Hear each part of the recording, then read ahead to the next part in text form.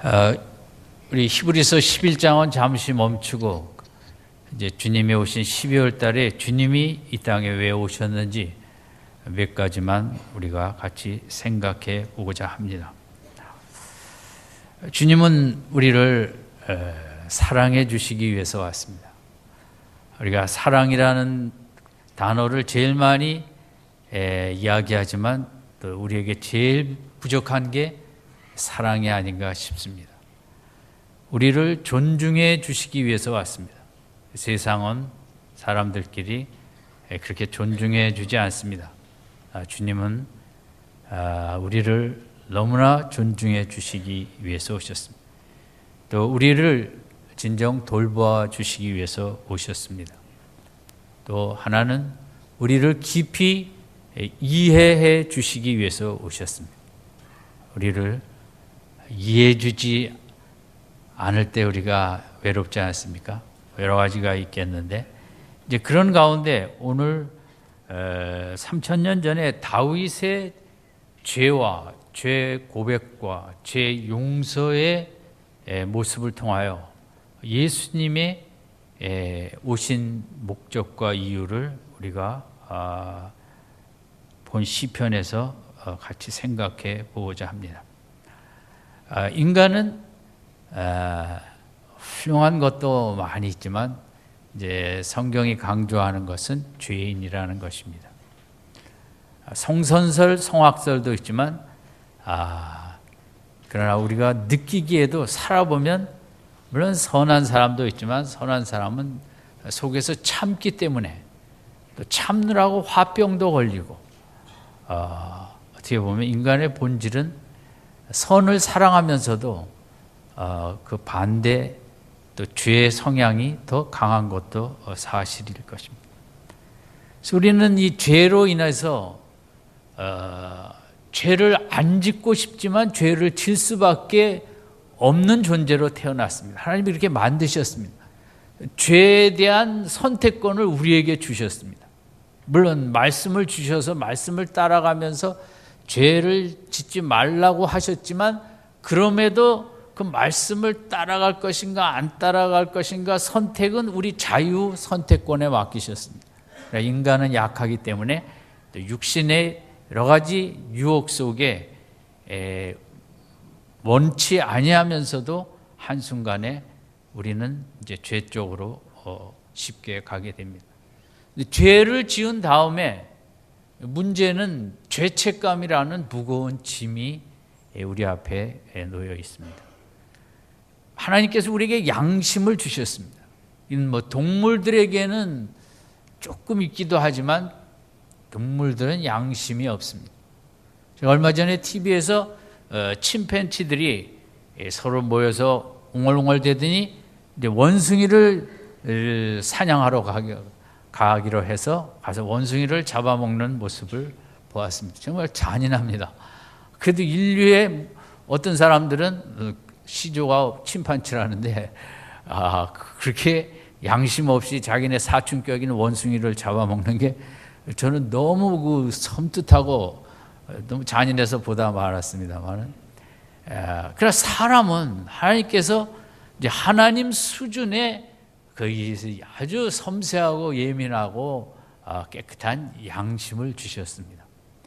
그래서 이 양심을 따라 그 도덕성을 갖고 그것을 위배할 때는 종교의 틀에 의해서도 그럴 수도 있고 우리는 이제 성경 말씀에 의거해서 또 나라의 헌법에 의거해서 그 지키지 않았을 때 그것을 죄라 규정하고 그 죄를 졌을 때 우리는 이제 죄책감을 갖게 됩니다.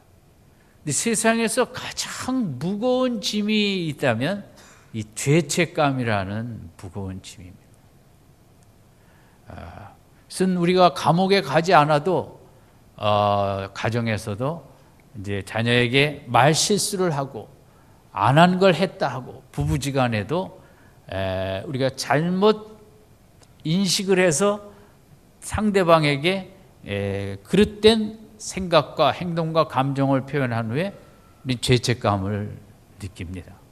남편이 출근할 때, 아내가 출근할 때, 아이들이 학교 갈 때 신경질 냈던 그 말 한마디 때문에 우리는 하루를 지내면서 마음의 죄책감 속에 불편함을 느끼는, 이것은 동물들에게는 추워도 있을 수 없는 인간만이 갖고 있는 아주 축복의 영역이죠. 조그만 말 실수에 대해서도 내가 잘못했구나, 그것을 아파하는 마음, 정말 대단한 축복이죠.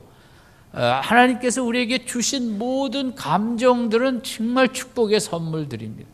우리가 불안이라는 감정도 그것은 좋은 면도 많이 있죠. 우리가 불안이 없으면 미래를 대비할 수 없고, 불안하기 때문에 우리가 교통법규를 잘 지키고 하죠. 적당한 불안과 적당한 외로움도 전 너무 좋아합니다. 외롭기 때문에 사랑이 필요하고, 절대적인 사랑을 찾다 보니 하나님밖에 없구나. 그래서 우리가 이 감정은, 모든 감정을 균형 있게 누릴 줄 아는 게 축복이지, 반드시 기쁘고 즐거운 것만이 인생의 다는 아닙니다. 때로 고독하기도 하고, 외롭기도 하고, 슬프기도 하고, 그런 것도 허무하기도 하고, 지는 석양을 보면서 허무하기도 하고. 저는 일부러 때로 제 마음에 외로움을 느끼는 음악을 듣습니다.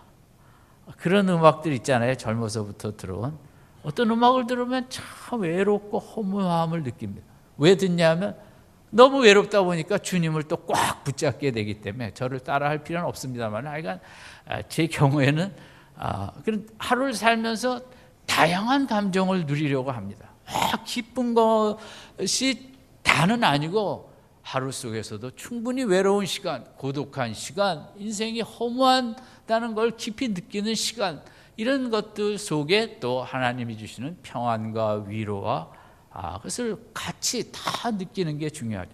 그래서 죄책감이라는 감정도 얼핏 보면 참 무겁기 때문에 우리가 좋아하지 않을 수도 있지만, 저는 죄책감도 말할 수 없는 축복 중에 하나라고 생각합니다. 오늘 본문의 저자인 그 다윗과 내용의 배경은 여러분이 아시듯이, 다윗이 사무엘하 10장 쪽에 모든 나라의 이제 전쟁들도 종식되어 가는 막바지고, 국가가 평안해질 때 왕이 궁전에 있다가 밖에서 그 아름다운 밧세바라는 여인을 보고 마음이 끌려 그 여인과 관계를 맺고, 결국은 그 여인의 남편까지 다윗의 죄를 은폐하기 위해서 전쟁 앞장서다 죽게 하는, 이제 있을 수 없는, 왜냐하면 다윗은 하나님의 마음에 합한 자이거든요. 그러니까 보통 믿음과 보통 수준의 사람이 아닌데, 그만 다윗도 인간인지라 한순간에 아름다운 여인에 이끌려 있을 수 없는 죄를 짓게 됐습니다. 그런데 이제 다윗이 죄를 진 다음에, 문제는 이제 처음부터 죄책감을 깊이 느낀 건 아니죠. 나단 선지자가 이 부분을 지적할 때 이제 죄책감을 아마 느끼기 시작했을 텐데, 근데 그런 그 죄책감을 가지면 죄책감이 어떤 현상을 우리에게 가져다 주느냐, 다윗은 자신의 체험을 3절 4절에서 이렇게 고백을 했습니다. 우리 같이 읽겠습니다. 시작. 내가 토설치 아니하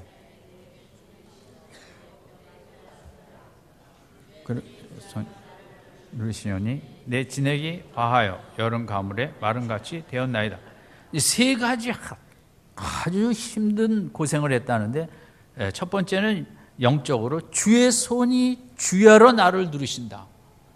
하나님이 사랑했기에 사랑한 자가 이렇게 잘못을 했을 때, 다윗은 막 하나님께서 네가 이럴 수가 있느냐, 내가 너를 얼마나 사랑하는데 하면서 나를 막 그 무거운 무게로 누르는 것과 같은 영적인 힘든 시간을 지냈다고 고백했습니다. 두 번째는 3절에 보면 내가 토설치 아니할 때 종일 신음하였다. 하루를 사는데 종일토록 신음소리가 나왔다는 거죠. 심리적인 그런 그 무거운 짐의 고생을 했다는 거죠. 우리가 잘못했을 때 아까 말씀드린 대로 아이가 학교 간 다음에 내가 아이한테 지나친 말을 했구나 하면서 하루 종일 마음이 불편하듯이 다윗도 종일 마음에서 끙끙대는 하나님, 내가 참 본의 아니게 이렇게 잘못을 했습니다. 너무 송구스럽고 내 자신이 밉습니다. 내가 어쩌다 이런 일을 했을까요? 종일 신음하는, 마음으로 힘들고 아파하는 그런 이제 죄책감의 시간을 가졌다. 세 번째는 육체적으로도 고생을 했다는데 3절 마지막에 보면 내 뼈가 쇠하였도다. 이게 뼈가 쇠하였다는 말은 뼈가 정말 약해졌을 수도 있고 힘이 하나도 없어졌다는 거죠. 일어설 수가 없을 정도로 몸을 지탱하는 게 뼈인데 후들후들 되는 게 뼈가 막 쇠약해서 똑바로 서지 못하고 흔들리는 것처럼 내 뼈가 쇠하는 육신적인 고통도 느꼈다. 그리고 그 육체적인 고통은 4절 마지막에 여름 가물에 마른같이 되었다. 내 진액이 화하여 여름 가물에 마른같이 되었다. 여름에 비가 안 오고 뜨거운 태양빛이 내리쳐서 그 옥수수가 곡식들이 그냥 파란 색깔을 잃어버리고 진액이 화해서 그냥 삐쩍 말라서 한순간에 누가 건드리면 쓰러질 것과 같은 그렇게 육체적으로 힘이 하나도 없는 다윗은 자기가 그 죄를 진 다음에 이 죄책감에 영적으로, 심리적으로, 육체적으로 이런 고통을 겪었다고 얘기를 하고 있습니다. 읽기만 해도 좀 3절, 4절은 섬찟하는 난 이런 일이 없었으면 좋겠다 할 정도로 다윗의 죄를 진 다음에 고통은 심했습니다. 우리가 3절, 4절을 어떻게 해석할 것인가? 저는 어떤 면에서는 영적으로는 이것이 참으로 귀한 축복이라고 생각을 합니다. 죄를 진 다음에 그 죄를 아파할 줄 아는 게 축복이거든요. 성경이나 하나님은 우리가 죄를 짓지 말라는 말은 하지 않습니다. 왜냐하면 인간 자체가 죄를 짓지 않을 존재로 만들어지질 않았습니다. 성경이 강조하는 것은 죄를 진 다음에 회개를 빨리 하라고 가르치고 있지, 물론 죄를 줄여가는 것은 이제 S라고 말씀하고 있지만 죄를 짓지 마라. 그건 인간에게 할 말이 아닙니다. 그건 인간에게는 그런 말은 이제 해당이 될 수가 없습니다. 그런데 다윗이 이 3, 4절에는 고통이었지만 어떤 면에서는 너무 우리에게 보여지는 영적으로는 무거운 짐이자 축복이었다. 저는 이렇게도 해석할 수가 있습니다. 3000년 전의 고대 사회에서 왕은 하나님이죠. 그가 원하면 부하의 아내이든 어떤 여인이든 한순간에 취할 수 있는 그 시대에는 그것을 죄라고 여기지 않았습니다. 여러분, 최근에도 우리나라 군대에서 여성 부하들을 남성 상관들이 성추행, 성폭행하는 사건은 우리나라에도 지금도 뉴스에 자주 나오지 않습니다. 하물며 3000년 전에 왕입니다. 큰 나라의 왕이 어떤 남자의 부인이든 취하고 싶으면 취하는 것입니다. 아무런 죄의식 없이 죄책감을 느낄 필요도 없이. 그런데 이 3절, 4절은 이것은 하나님의 사람이기 때문에, 백성이기 때문에 이렇게 그 죄를 죄로 여기고 죄책감을 아파하는 이것은, 이런 마음을 갖는다는 자체는 이건 정말 축복이지, 이런 마음을 못 갖는 것이 저주고, 그래서 세상은 그렇게 여기지 않습니다. 오늘 이 시대도 죄책감을 일부러 안 갖기는 것 같기도 하고 무시하기도 하고 무슨 죄책감을 안 갖는 게 대단히 훌륭한 용기인 것처럼 여기는 세상 문화가 죄에 대해서 얼마나 둔감하고 죄책감을 안 가지려는 쪽으로 이렇게 힘쓰는 것 같은 느낌을 우리가 많이 갖지 않습니까? 우리가 교회 다니는 최고의 목적은 무엇이냐 하면요, 우리가 받는 최고의 축복은 죄를 죄로 알고 세상에 속한 사회법의 나라법을 위반하는 죄뿐만 아니라 하나님의 말씀을 넘어설 때 그것도 정말 참 심각한, 아니 오히려 더 무서운, 왜냐하면 영원한 천국과 지옥을 가늠하는 것이 결정하기 때문에 교회 나오는 목적은 내 죄의 개념을 더 확대하고 죄의 개념을 더 크게 하고 넓게 하고 깊게 하는 데 있습니다. 교회 갔더니 이것도 죄라고 하는구나. 물론 어떤 분들은 교회 가면 맨날 죄 타령하기 때문에 가기 싫다는 분도 있습니다만, 사실 이 기독교는 성경 모든 말씀을 통해서 하나님이 보실 때 죄의 개념이 이렇게 크다, 감사하지 않고 그냥 하루를 당연시 여기는 것도 성경이 말할 때는 큰 죄라고 여깁니다. 모든 걸 당연시 여기고 사는 것, 하나님 온 우주의 주인이시고 우리를 이 땅에 보내시고 만드신 창조주를 하루 종일 한 번도 생각 안 했다, 그 성경에서는 아주 심각한 죄이거든요. 교회 나오는 목적은 그런 하나님은 무엇을 죄로 여기는가, 그걸 더 이제 알아가는 것입니다. 그걸 알아가고 하나님, 내가 정말 이게 죄인 줄 몰랐는데 회개합니다. 그러면 십자가의 사랑으로 우리를 씻어주시고 정결케 해주시고, 이제 그게 신앙의 가장 큰 복이고 핵심이거든요. 그래서 우리가 좀 더 받아야 될 복은 이렇게 죄를 애통하는 3절 4절의 작은 죄라도 그걸 아파하는 마음을 갖는 것, 이게 우리가 받아야 될 축복이죠. 남편에 대해서도 왜 옆집 남편보다 적게 갖고 오느냐로 그 죄책감을 넘기려고 하는 것이 아니라, 이 시대에 하나님 나와 더불어 이 외로운 세상을 같이 걸어갈 수 있는 남편을 주신 것을 하루 종일 감사하지 않는다면, 그게 성경은 그런 걸 죄라고 하거든요. 그래서 죄의 개념이 이제 세상적인 죄의 개념과 이제 성경이 말하는 죄의 개념은 다 다르죠. 그래서 하루를 살면서도 목회자는 더 이제 죄책감을 많이 느끼죠.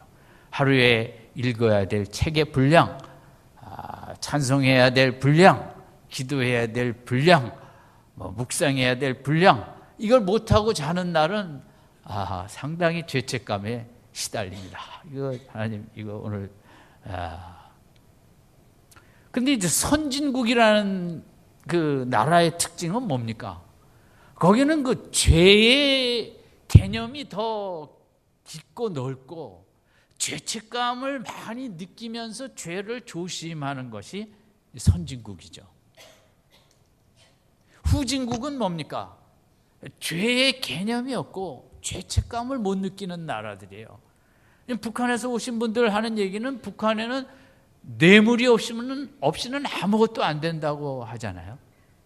그러니까 죄라는 개념이 붕괴되고, 되게 지금 이제 경제적으로 힘든 나라들 보면 소수만이 이렇게 부를 소유하고 수많은 사람들은 어렵게 사는데 서로 나누지 않고 그냥 권력과 부를 가진 사람만이 계속 누리면서 그들은 이제 법 위에 군림하는, 죄의 개념이 약한 나라일수록 나라가 약한 나라이죠.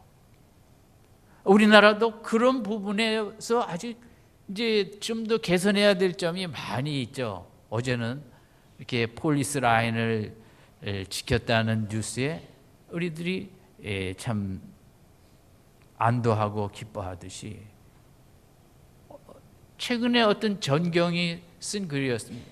왜 아버지 또래의 사람이 아들 또래를 새몽둥이로 때리냐 이거죠. 왜 아버지가 아들을 이렇게 때리면서 어쩌자는 거냐는, 너무 그 아픈 글도 신문에서 제가 읽었습니다. 죄의 그런 그 죄책감, 죄의 개념이 약한 나라는 우리 뭐 못 가봤지만 여의도에서 그렇게 큰 불꽃놀이 한 다음에 쓰레기가 뭐 수만이 나온다. 죄책감을 못 느끼는 사회는, 그런 나라는 이러면 이제 견딜 수가 없죠. 기업도 우리가 IMF 때도 그랬지만, 그게 뭐 이중장부, 복식회계 뭐 이런 식으로 해서 기업이 살아남을 수 없는 것처럼 죄에 대한 개념과 죄책감을 느끼지 못하는 개인, 가정, 교회, 나라는 앞으로는 그 존재 자체가 불가능하지 않을까 싶습니다.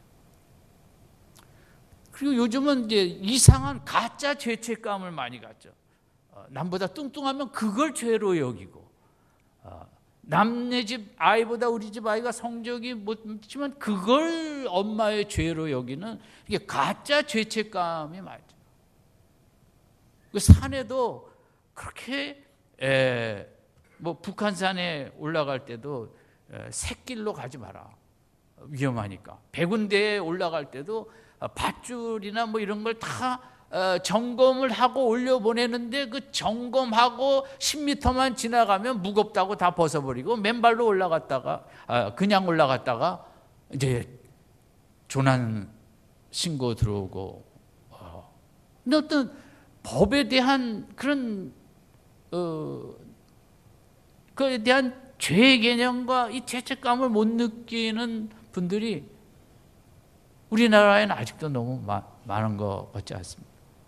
음주운전하는 분들 그 교육을 다시 시키면 50%는 아직도 내가 뭘 잘못한 줄 모르겠다, 재수가 없어서 걸렸다, 이렇게 설문지에 나온다는 것은 심각한 거죠. 우리가 지향해야 될 사회는 뭐냐? 죄를 죄로 여기고, 사회법도 그렇지만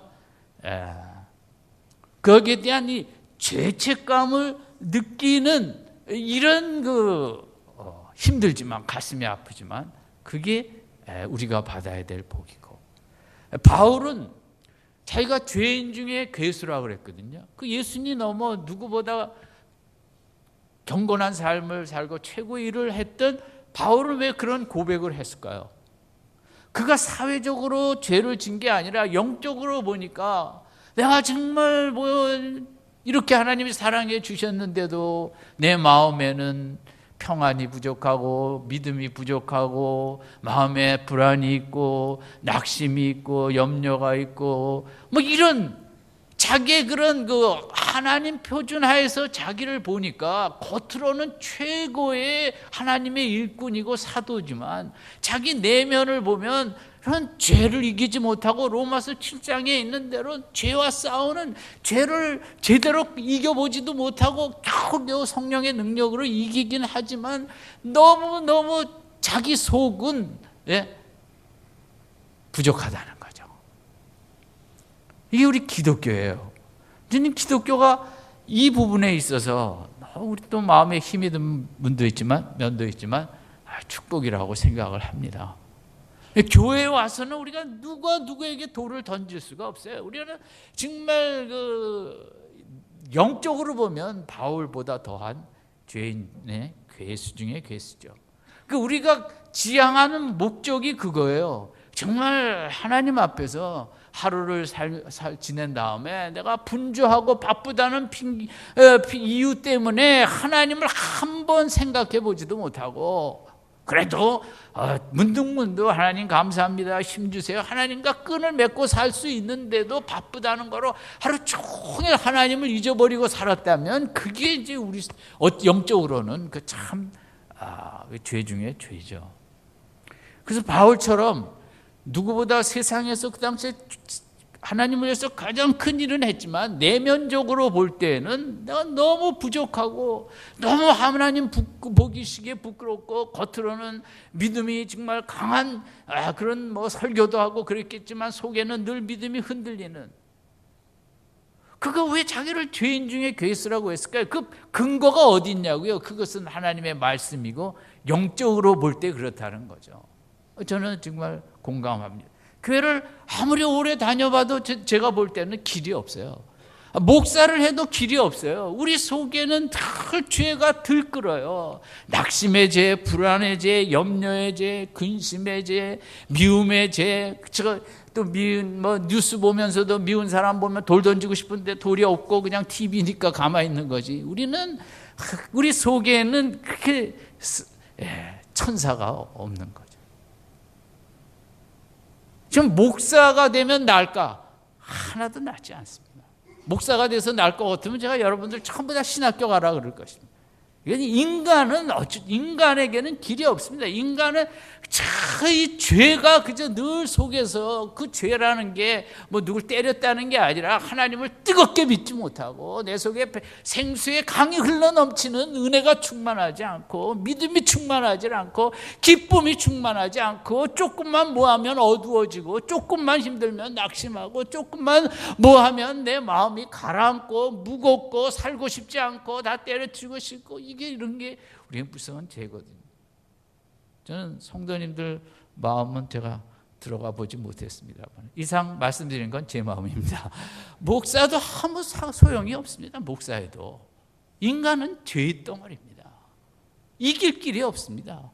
그렇기 때문에 또 말씀을 생각하면서 그걸 내쫓고 그러다 좀 있으면 또 내 마음에 여러분 자녀는 정말 나이가 많으면 좋을 줄 알았어요. 나이가 많아가도 자녀는 근심 걱정 덩어리예요. 저는 좀 카톡도 안 되는 화성이나 금성 보내서 따로 살았으면 좋겠어요. 자녀를 보면서 막 희망이 넘치고 그래 본 적이 없는 것 같아요. 이럴 줄 알았으면 신부가 돼갖고 내가 결혼 안 할 건데 안 하죠. 제 마음은 여러분의 마음은 좋으실지 모르겠지만 제 마음은 이 죄가 그냥 쉬지 않고 목사니까 더욱더 낙담하도록 세차게 공격을 하죠. 그래서 요즘은 모든 목사는 상담자가 한 사람씩 필요하다. 주치의가 아니라 상담자. 그러면서도 또 부르신 소명이기 때문에 나와서 설교는 해야 되잖아요. 그리고 얼마나 그것도 이중성이냐고요. 자격이나 있으면 그래도 올라올 만 하지만 그럼에도 불구하고 이제 귀한 것은 3절, 4절의 이 고통은 이건 축복이라는 거죠. 오늘 좀 받아들이기 힘드시겠지만 내가 죄책감을 느끼는 자체가 참 큰 축복이라는 거. 세상 사람들은 그런 축복을 못 받았거든요. 죄를 짓고도 떳떳하고 개의치 않고 이렇게 사는데 그래도 내가 복을 받아서 사회법뿐만 아니라 하나님의 법을 위반할 때 내 마음에 3절 4절처럼 힘듦과 아픔과 이런 게 있는 거예요. 이게 축복이구나. 이걸 축복으로 받아들일 수 있는 믿음이 되시기 바랍니다. 아멘. 이게 힘들지만 그걸 받아들여야 이게 느낌, 이게 정말 세상에서 가장 아름다운 감정이거든요. 잘못을 아파하는 감정보다 아름다운 감정과 아름다운 예술이 어디 있겠습니까? 그런데 거기서 끝이 아니라 그렇기 때문에 5절로 가는 거죠. 같이 읽죠. 시작. 내가 이르기를 내 허물을 여호와께 자복하리라 하고 주께 내 죄를 아뢰고 내 죄악을 숨기지 아니하였더니 곧 주께서 내 죄의 악을 사하셨나이다. 4가지를 했어요. 내가 이르기를, 내가 내 속에 확실히 인정했다는 거예요. 이르기를 나에게 내 허물을 여호와께 자복하리라. 자복은 뭡니까? 여호와께 정말 국률하신 하나님 앞에 이걸 다 회개하고 고백을 하겠다. 주께 내 죄를 아뢰고, 내 죄를 자복이나 아랜다는 건 비슷하지만 아랜다는 것은 이 죄 문제를, 죄책감 문제를 세상적으로 해결하지 않고 내가 하나님과 대면해서 이 문제를 완전히 끝내겠다. 너무 괴롭다, 너무 힘들다. 그래서 하나님 앞에 다윗이 정말 대면해서 회개하고 고백을 했더니 5절 마지막에 곧 주께서 내 죄의 악을 사하셨나이다. 이런 축복을 받았다는 거죠. 여기가 기독교거든요. 그 죄가 그렇게 힘들었는데 정말 애통하는 마음으로 하나님께 고백했더니 하나님께서 내 죄를 다 사하시는 그 용서의 체험, 기독교는 결국 용서의 체험이거든요. 내가 죄를 깨닫고 죄책감이 있는 만큼 우리는 십자가를 붙잡게 되고, 십자가를 붙잡는 만큼 용서를 체험하게 되고, 용서를 체험하는 만큼 내가 새 생명을 누리게 되는 거예요. 우리가 교회 다니는 분들은 요즘 예수, 십자가 이런 생각을 별로 안 하는데, 그건 교회에서 잘못 가르친 거죠. 교회에서 가르칠 것은 우리는 죄인이고, 그 죄를 해결해 주실 수 있는 분은 예수 십자가뿐이고, 예수 십자가 앞에 갖고 나가 회개하고 자백하면 그는 무조건 씻어 주시는 분이고, 내가 용서를 체험한다. 이 용서 체험이라는 것은 세상의 최고의 체험입니다. 이건 인간이 할 수 없는 체험입니다. 이건 하나님이 하는 체험이거든요. 이 하나님의 죄 용서는, 예를 들면 바닷가에 여러분이 누구를 사랑해 이름 써놨지만 밀물이 들어오면 다 없어지잖아요. 우리가 무슨 죄의 기록이 있든 밀물 한 번 들어오면 바닷가 모래에 쓰여진 글자는 남습니까? 없어집니까? 그것도 잘 몰라요?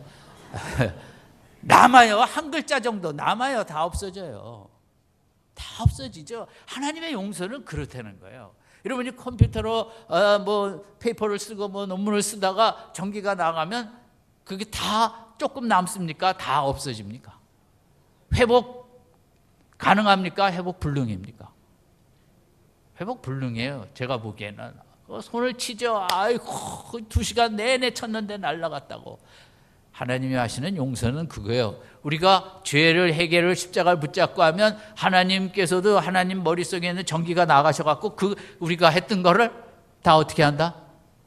다 잊어버리시는 거예요. 하나님의 특성 중에 하나는 이 망각의 축복을 갖고 계셔갖고 그저 회개만 하면 절대 기억 안 하시는 하나님이죠.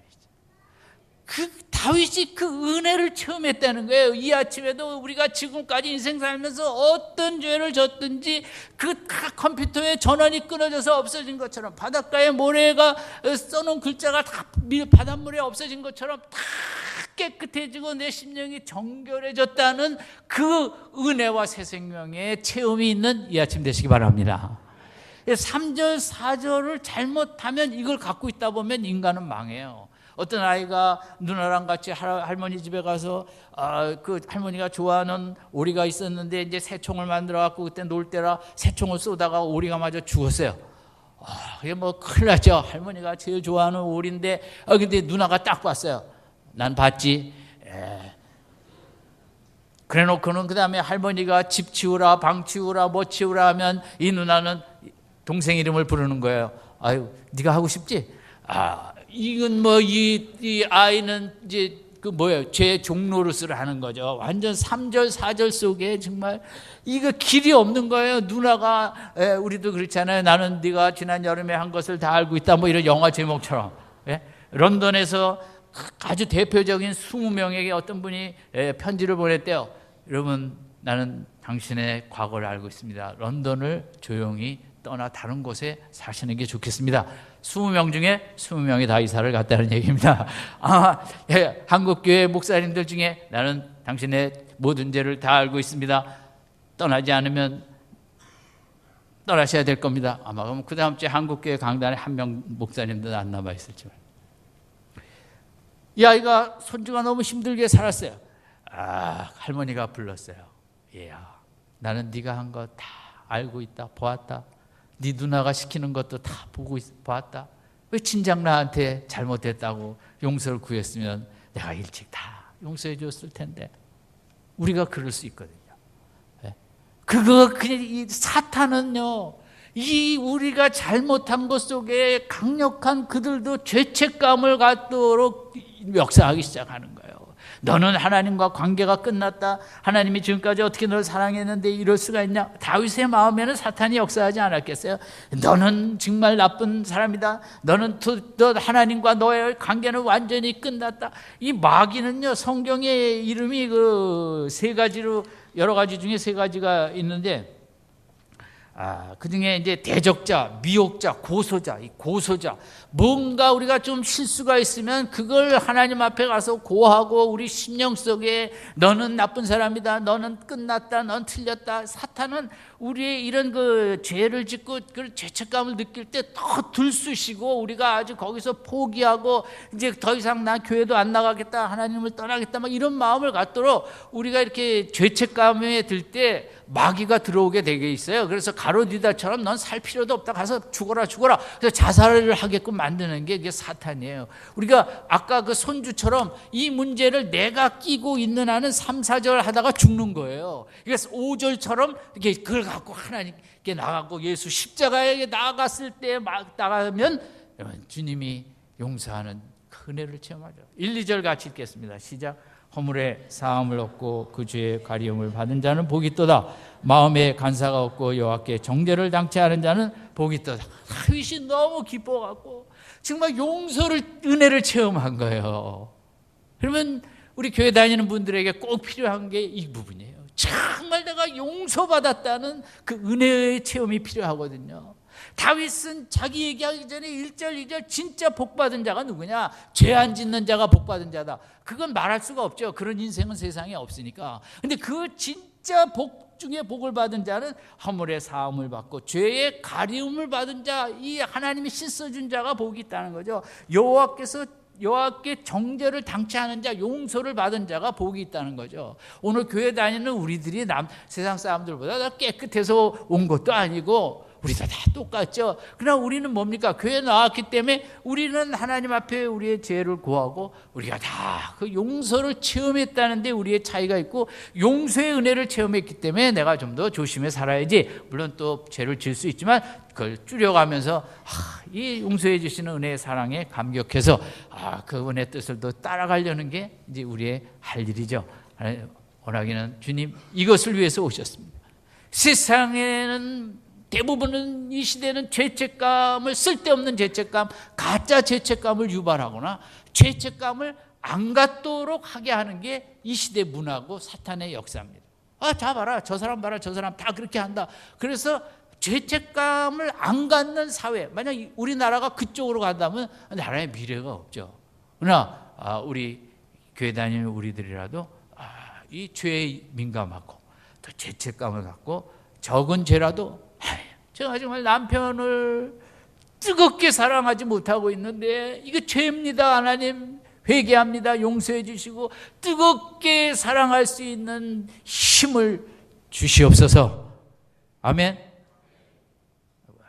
별로 사랑하고 싶지 않은가 본데 우리가 이렇게 이런 모습으로 나아가는 게 이 정말 저는 우리가 나아갈 길이고 애국자의 길이라고 생각합니다. 아무쪼록 오늘 본문에 다윗의 체험, 여러분 우리도 다윗처럼 똑같지는 않지만 이런 크고 작은 수많은 죄를 짓는 죄의 존재입니다.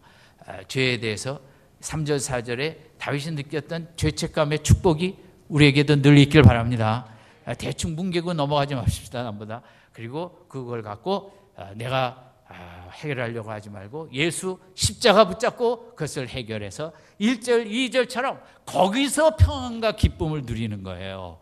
기독교는 하나님이 사업 잘 되게 해서 평안, 기쁨 누리게 하는 게 그것만이 기독교가 아니에요. 기독교는 정말 죄를 애통하며 그 문제를, 죄책감에 힘들어하다가 십자가 붙잡고 그 문제를 해결하니까 그렇게 기쁘고 평안이 있고 즐겁고 춤추고 싶은 이게 기독교거든요. 오늘 다윗이 체험한 이 죄의 문제, 죄책감 속에 죄 용서를 받고 기쁨으로 1, 2절을 선포하는 그런 생명의, 아름다운 생명의 인생이 우리 성도님들의 남은 생애가 되시기를 주님의 이름으로 축원드립니다.